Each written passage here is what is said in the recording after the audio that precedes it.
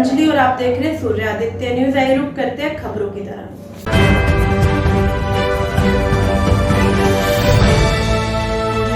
Baghpat Lok Sabha RLD में भाजपा के गठबंधन प्रत्याशी डॉक्टर राजकुमार सांगवान के पक्ष में मुख्यमंत्री योगी आदित्यनाथ ने मोदीनगर विधानसभा में एक सभा को संबोधित करते हुए डॉक्टर राजकुमार सांगवान के पक्ष में जनता से वोट डालने की अपील की।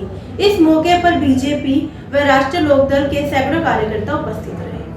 बनना पड़ेगा, घर घर जाना पड़ेगा, एक एक वोट को इस लोकसभा सीट में नर चुनाव चिन्ह के साथ जोड़ना पड़ेगा।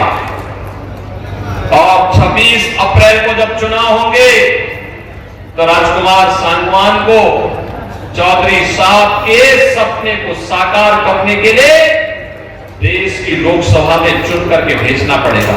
सभी सहमत हैं? सभी लोग सहमत हैं? गर्मी कितनी भी रहेगी, आप लोग चुनाव के दिन, मतदान के दिन पहले मतदान फिर जलपान के संकल्प के साथ जुड़ेंगे। राजकुमार सांगवान को विजयी बना के भेजेंगे भारी बहुमत से ना। जब माताओं का आशीर्वाद हो गया तो फिर तो कोई दिक्कत ही नहीं है। ऐसे राजकुमार का लोकसभा सीट ऐसी है जहां 50% तक मतदान हो चुका है। शेष में भी एक स्पीड बनी हुई है। और जैसे यहां पे जयंत चौधरी जी ने कहा कि स्पीड बताती है कि फिर एक बार फिर से देश के अंदर मोदी सरकार आने की अभी से लोगों का उतावलापन भी दिखाई दे रहा है। जो हमारे पूर्वजों को सम्मान दे, उनका सम्मान तो होना ही चाहिए।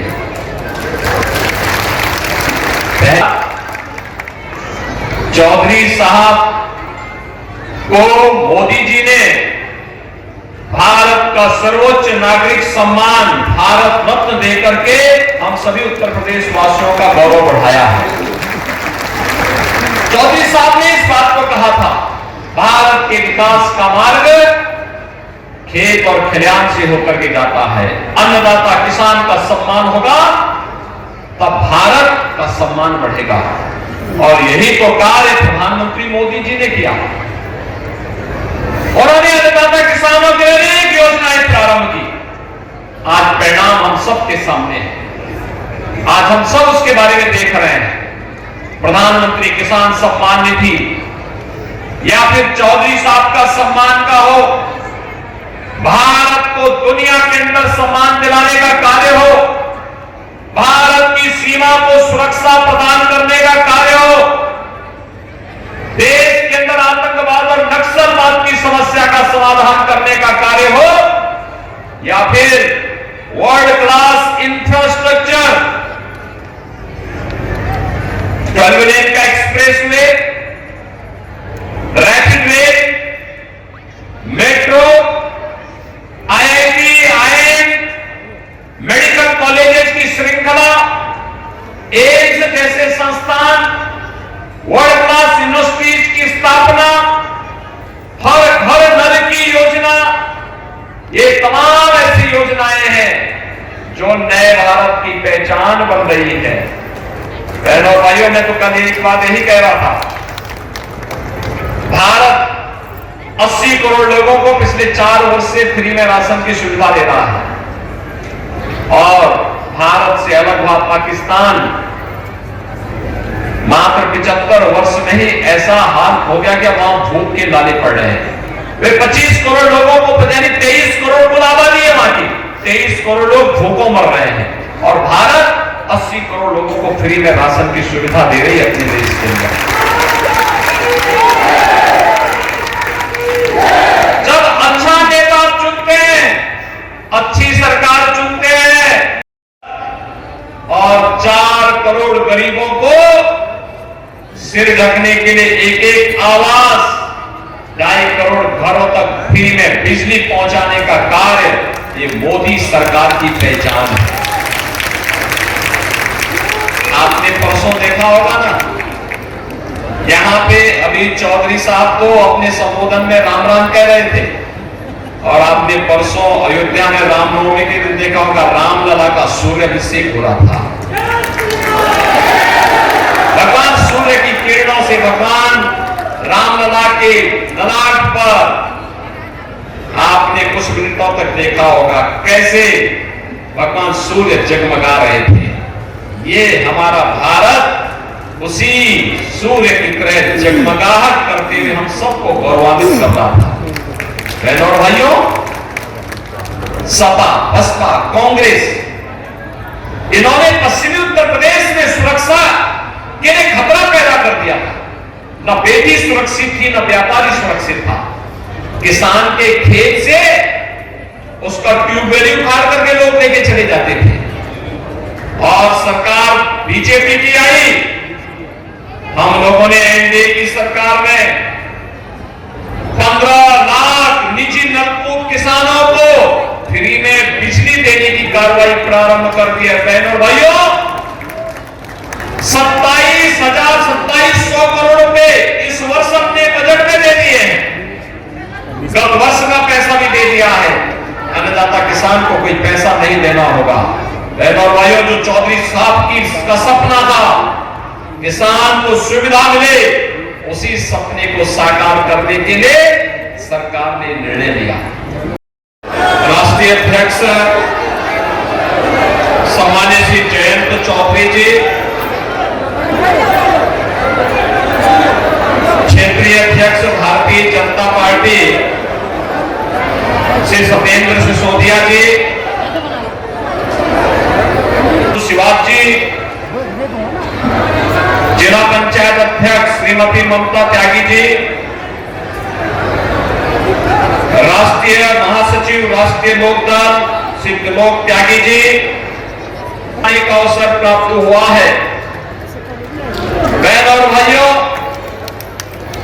इस पावन धरा को कोटि कोटि नमन करते हुए मैं सबसे पहले आप सबका हृदय से अभिनंदन करता हूं।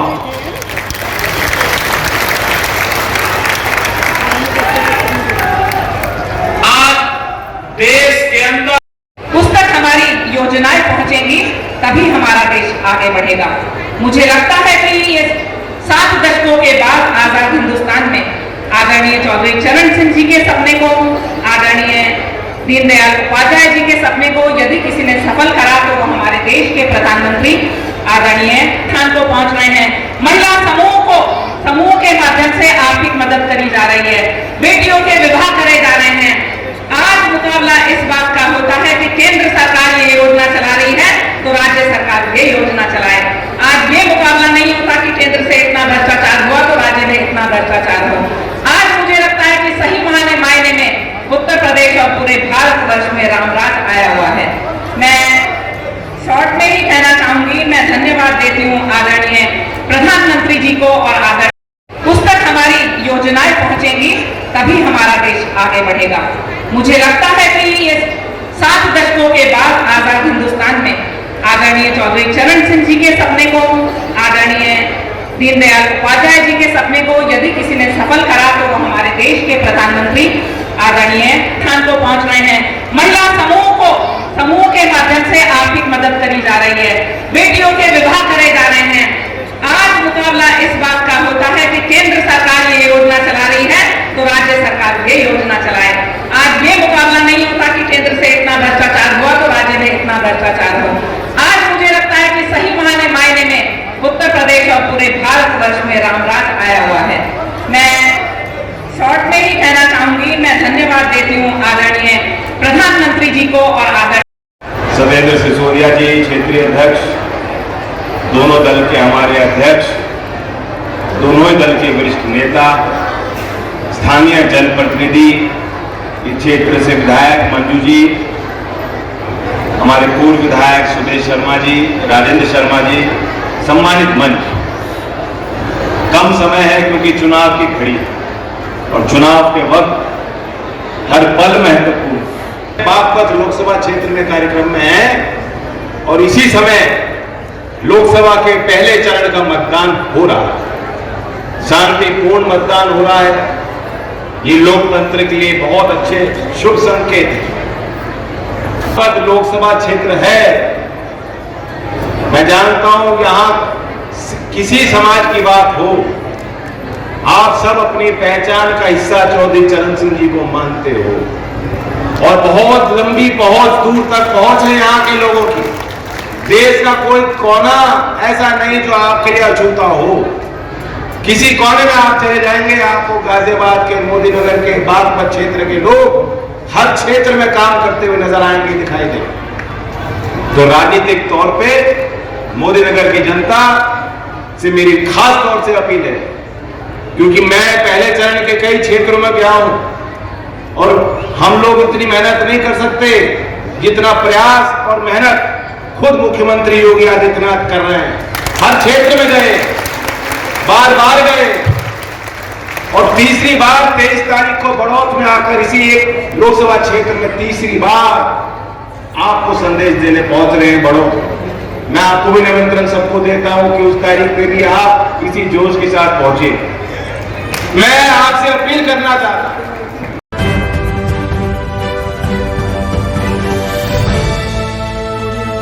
आज के लिए खबरों में बस इतना ही। कल फिर होगी आपसे मुलाकात। हमारे चैनल को लाइक, शेयर और सब्सक्राइब करें। नमस्कार।